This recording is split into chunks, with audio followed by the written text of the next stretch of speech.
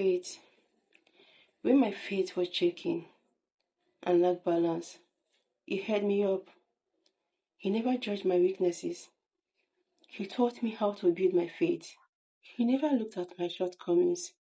Just like a baby learns to sit and crawl before taking his first steps, that was how he put me through.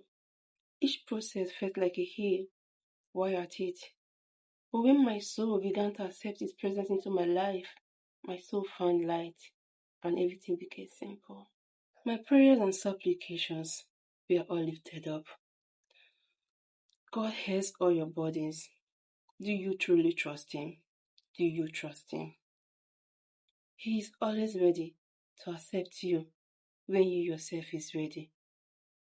It felt like magic when the mountains were rolled off. You only have to trust and believe. Faith.